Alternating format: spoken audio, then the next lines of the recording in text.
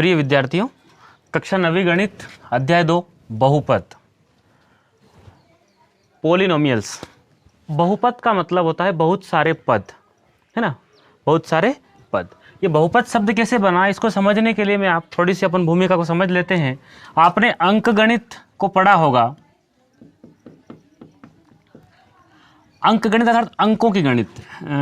जैसे कि मैंने लिखा 10 + 30 बराबर कितना, 40।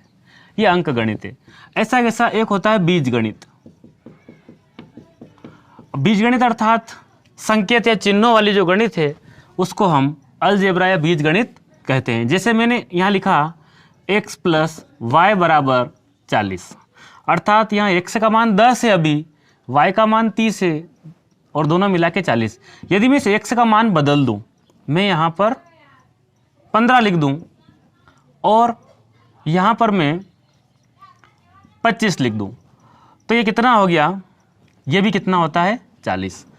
अब इस x का मान मैंने 15 लिखा, मान लिया जाए मैं यहाँ 5 लिख दूं, तो यहाँ कितना हो जाएगा, 35 बराबर कितना, 40, है ना।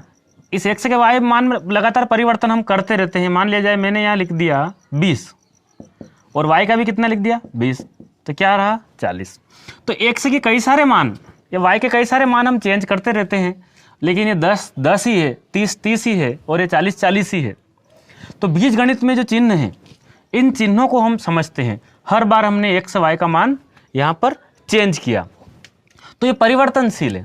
परिवर्तनशील है इसलिए हम इसको कहते हैं वेरिएबल, यानी कि चर। ऐसा मान जो चेंज होता रहता है उसको हम चर कहते हैं या वेरिएबल कहते हैं। ठीक। अब चर अर्थात हम इसको x y z और विशेष परिस्थितियों में ABCD भी लिखते हैं, लेकिन अभी हम इसको x y z से ही हम समझेंगे। x y z क्या है, हमारे चर राशि है। अब चर के बाद आता है अचर। अचर मतलब जिसका मान नहीं परिवर्तन हो, जिसका मान नियत रहता हो, बदले नहीं। जैसे गिनती की संख्याएं 1 2 3, कहीं कहीं हम ABCD भी अचर के रूप में उपयोग करेंगे। अभी इतना समझो आप, चर मतलब x y z और अचर में 1 2 3 ऐसी कोई संख्याएं, ये अचर है। चर और अचर, मान लिया जाए मैंने लिखा x, ये क्या है, चर है, और मैं अचर ले लेता हूं, मान लिया जाए मैंने 3 लिख दिया। इन दोनों का हम गुणा करें तो क्या बनेगा, 3x। क्या बना, 3x। अब ये 3 गुणा x है, मान लिया जाए मैंने x का गुणा चर का चर में गुणा कर दिया, तो क्या बना, x की पावर 2। ठीक है, अर्थात मैं यहाँ 4 लिख दूं और ये x लिख दिया, मैं ये क्या बन गया, 4x। अब चर और अचर को संयुक्त रूप से अगर अपन लिखते हैं, चर और अचर को हम गुणे में लिखते हैं, तो वो बनता है अपना व्यंजक। क्या बनता है, व्यंजक। अर्थात ये क्या है, ये व्यंजक है, ये भी क्या है, ये व्यंजक है। कौन सा व्यंजक, बीजीय व्यंजक। क्या कह सकते हैं हम इसको, बीजीय व्यंजक। ये बीजीय व्यंजक कहलाएगा, है ना। चर और अचर को एक साथ गुणा करके हम संयुक्त रूप से लिखते हैं तो क्या कहलाता है, वो बीजीय व्यंजक कहलाता है। ठीक, ये भी आपको समझ में आया होगा।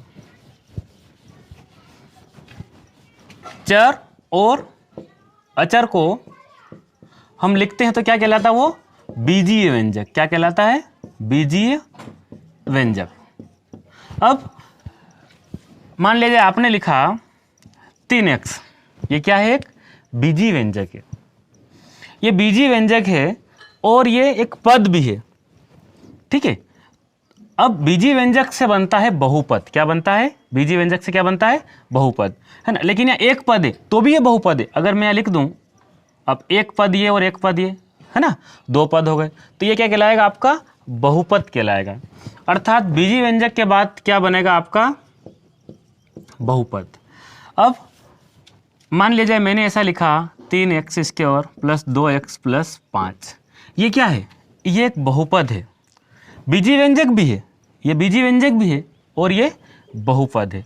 अब बीजीय व्यंजक और बहुपद में एक ही स्पेशल चीज़ है। यदि मान लिया जाए बहुपद हम किसे कहते हैं, तो उसकी शर्त ये है कि जितनी भी घात है, घात किसके ऊपर लगती है, चर राशि के ऊपर। तो चर की जितनी भी घातें हैं, चर की घातें कैसी होना चाहिए, पूर्ण संख्याएं। कैसे होना चाहिए? पूर्ण संख्या या धनात्मक होना चाहिए। कैसे होना चाहिए? धनात्मक होने चाहिए। बस यही अंतर है बीजी व्यंजक और बहुपद में। ठीक है, मान ले जाए मैंने ऐसा लिखा है 2x प्लस, यहाँ लिख दिया मैंने 3x की पावर 1/2। अब ये एक बीजी व्यंजक है, ये एक बीजी व्यंजक तो है, लेकिन ये बहुपद नहीं है। अब बहुपद क्यों नहीं है? क्योंकि यहाँ जो इसकी पावर है 1/2, ये 1/2 पूर्ण संख्या नहीं है, इसलिए ये बीजी व्यंजक तो है लेकिन बहुपद नहीं है। बहुपद की क्या शर्त है कि चर की घात कैसे होना चाहिए? पूर्ण संख्या या धनात्मक। इसको अगर मैं लिखना चाहूँ तो ये ऐसा हो सकता है 2x² प्लस 3x, इसकी एक घात है, एक तो क्या है? पूर्ण संख्या। आप जानते हो ना पूर्ण संख्या में 0, 1, 2 से लेकर आगे तक की संख्या सभी पूर्ण संख्याएं कहलाती है। इस प्रकार से ये 1/2 है, ये पूर्ण संख्या नहीं है, इसलिए बहुपद नहीं है। या फिर ऐसा देख लीजिए, मैंने लिखा 2x², 3 और यहाँ करणी में x, इस वर्गमूल x। इसका मतलब क्या है?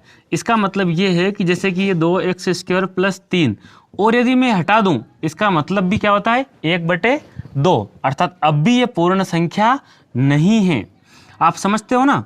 अब मान ले जाए इस प्रकार का एक और यहाँ अपन ऐसा कर देते हैं, इसके अंदर ये छोटा सा 3 लिख दिया मैंने। ठीक है, अब इसका क्या रूप है? ये इस रूप में है।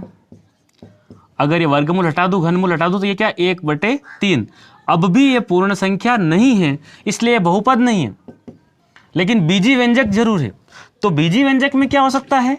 अब अपन यहाँ समझते हैं, बीजी व्यंजक का मतलब ये होता है कि चाहे वो ऋणात्मक भी घात हो या धनात्मक भी हो, तो हम उसको क्या कह सकते हैं? बीजी व्यंजक। उसकी घात किस प्रकार की? ऋणात्मक, धनात्मक सब चलता है, वो क्या कहलाता है? बीजी व्यंजक। लेकिन बहुपद की स्पेशल शर्त क्या है कि जो चर राशि है उस चर राशि की घात एक धनात्मक संख्या होनी चाहिए या पूर्ण संख्या होनी चाहिए, तो उसको हम क्या कह सकते हैं? उसको हम कह सकते हैं बहुपद। अब आप जरा पहचान करना बहुपद क्या है। ये मैंने लिखा 3, मान लीजिए यहां मैंने 5x प्लस 2 लिख दिया। ये क्या है? ये बीजी व्यंजक है ना, और ये बहुपद भी है, तो अर्थात ये बहुपद है। क्या है? क्योंकि इसकी जितनी भी घातें हैं, चर राशि, ये चर है, आपका x क्या है? चर है। इस चर राशि की घात क्या? यहाँ 2 है, यहाँ 1 है, अर्थात पूर्ण संख्या है या धनात्मक घातें हैं, इसलिए हम ये कह सकते हैं कि ये क्या है? एक बहुपद है।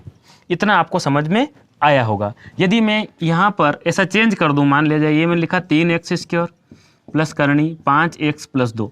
अब आप बताइए, चर राशि की घात यहाँ पूर्ण संख्या है, लेकिन यहाँ नहीं है। यहाँ कैसा है? x की पावर 1/2 है। क्या है? आधा है, और ये पूर्ण संख्या नहीं है, इसलिए ये बहुपद नहीं है, और ये बहुपद है। ये आपको समझ में आया होगा। यदि मैं यहाँ 3 लिख दूँ, तो इसका मतलब भी क्या होता है? x की पावर कितनी? 1/3। अब भी ये पूर्ण संख्या नहीं है, इसलिए व्यंजक तो है लेकिन बहुपद नहीं है। ये आपको समझ में आया होगा। तो अभी हमने सीखा चर को हम x, y, z से डिनोट करेंगे, अचर में 1, 2, 3 और कहीं अपन ABC भी मानेंगे व्यापक रूप में। ठीक है, अब इसके बाद चर और अचर से क्या बनता है? बीजी व्यंजक बनता है। और बहुपद कैसे बनता है? तो बीजी व्यंजक से बहुपद बनता है, अर्थात उसकी शर्त एक ही है कि जितने भी चर है, उन जो वेरिएबल है, उनकी घातें कैसी होना चाहिए? पूर्ण संख्या धनात्मक होगी, तब हम क्या कहेंगे? उसको बहुपद कहेंगे। बहुत सारे पदों को बहुपद कहते हैं, लेकिन मान लीजिए मैंने ऐसा लिखा, तो ये भी भले एक पद है, लेकिन ये भी क्या है? बहुपद है। तो एक या एक से अधिक बीजी व्यंजकों को संयुक्त रूप से हम जब लिखते हैं तो क्या होता है? जैसे मैं एक डेफिनेशन लिखता हूं, एक या एक से अधिक बीजी व्यंजकों को संयुक्त रूप से लिखने पर एक साथ अपन लिखते हैं, क्या बनता है? बहुपद बनता है। क्या बनता है? बहुपद। एक डेफिनेशन हो गई। और एक सिंपल सी डेफिनेशन ये हो गई कि ऐसा व्यंजक जिसकी चर राशि की घातें क्या हो? धनात्मक हो, हम उसे कहते हैं बहुपद। तो यहां कह सकते हैं हम चर की घातें या चर की घात कैसी होना चाहिए? पूर्ण संख्या होना चाहिए। चर की घात पूर्ण संख्या हो, क्या कहलाता है? बहुपद। क्या कहलाता है? बहुपद कहलाता है। तो जो आपको सरल लगे, मेरा यही समझाने का है कि आपको किसी भी तरह समझ में आ जाए। तो चर की घातें पूर्ण संख्या हो, धनात्मक हो, तो बहुपद हम उसको कहेंगे। ये भी आपको समझ में आया होगा। अब मान लिया जाए बहुपद को थोड़ा सा और हम आगे चलते हैं, तो बहुपद को हम पदों के आधार पर, किस आधार पर? पदों के आधार पर। कैसे? मान लिया जाए मैंने यहाँ लिखा ax प्लस बी, क्या लिखा मैंने? ax plus B. यहाँ पर भी ये ए बी क्या है? यहाँ पर अचर है। क्या है? ए बी अचर है। यहाँ कोई संख्या है, ए और बी का कुछ मान है। तो ये एक पद और ये एक पद, तो कितने पद हो गए? 2 पदों वाला बहुपद। कैसा है ये? 2 पदों वाला। तो हम ये कह सकते हैं, मान लीजिए मैंने लिखा 3x, तो कितने पद वाला है ये? एक पदी बहुपद है। कैसा है? एक पदी। अगर मान लीजिए मैंने ऐसा लिखा 3x किसके और प्लस 2x, तो ये द्विपदी। क्या कहते हैं इसको हम? द्विपदी। टर्म ये और ये दोनों, तो ये एक पद और एक 2 पद। अगर मान लीजिए मैंने ऐसा लिख दिया 2x की पावर 3, 3x प्लस 4, ठीक है। तो ये 1, 2 और ये कितने पद है? त्रिपदी। इसको क्या कहें हम? त्रिपदी बहुपद, 3 पद वाला बहुपद, ठीक है। तो ये आपको समझ में आया होगा, है ना।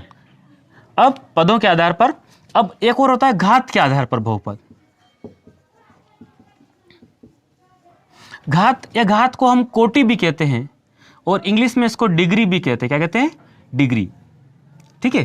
तो मान लिया जाए मैंने यहाँ लिखा 3x प्लस 2। अब आप देखिए यहाँ इस चर राशि की अधिकतम घात कितनी है? यहाँ एक घात है। कितनी है? तो ये एक घात वाला कैसा है? एक घात। कौन सा है? एक घात है इसकी। लेकिन हम इस एक घात को गणित में कहते हैं रेखिक बहुपद। क्या कहते हैं? रेखिक बहुपद, है ना। घात के आधार बता रहा मैं। अगर मान लीजिए मैं इसको ऐसा लिख दूं, अब आप देखो चर की अधिकतम घात, अधिकतम कोटि, डिग्री कितनी है? तो यहाँ बड़ा से बड़ी घात कितनी है? 2 है, तो हम इसको कहेंगे द्विघाती। क्या कहेंगे? द्विघाती।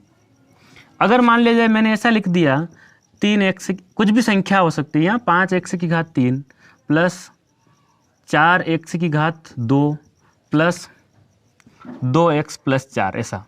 तो यहाँ पर अधिकतम घात कितनी है? 3। तो क्या कहेंगे इसको? त्रिघाती बहुपद। क्या कहेंगे? त्रिघाती। तो हमने सीखा पदों के आधार पर और घातों के आधार पर। अब इस बहुपद का व्यापक या मानक रूप क्या होता है? व्यापक या मानक रूप। तो मान लीजिए मैंने लिखा ax प्लस बी, ये क्या है? ये ax है। ये एक पद के लिए व्यापक रूप है। यदि मैं ऐसा लिखता हूँ ax plus ax square plus bx plus c, ये द्विघात का व्यापक रूप है। यदि यहाँ ऐसा लिख दें,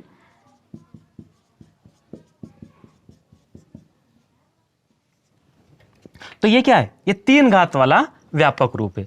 अब थोड़ा सा और यहाँ देख लेते हैं। मान लीजिए मैंने लिखा 5x square plus 4x plus 3।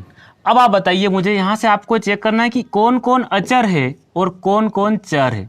चर मतलब जिसका मान बदलता रहे, वो संख्या है हमारी x है। तो आपका यहाँ पर चर कौन है? x है। अचर कौन है?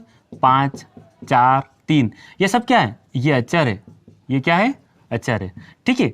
और ये क्या है? आपके चर है। तो ये भी आपको समझ में आया होगा। अब इसके पश्चात अगले वीडियो में हम प्रश्नावली को शुरू करेंगे।